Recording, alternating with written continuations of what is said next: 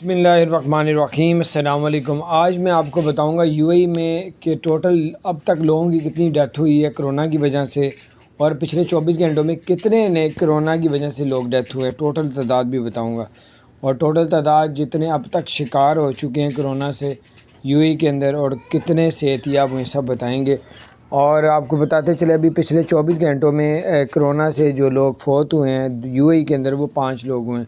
Total तादाद 1673 हुई है कोरोना की यूएई के अंदर। और उसके बाद जो है टोटल जो यूएई के अंदर शिकार हुए हैं कोरोना से वो 5 लाख और तकरीबन 60,000 5,60,260 जो है लोग अब तक कोरोना के शिकार हो चुके हैं। और आपको बताते हैं टोटल पिछले 24 घंटों में कितने लोगों को कोरोना हुआ। 1812 लोगों को कोरोना हुआ है पिछले 24 घंटों में।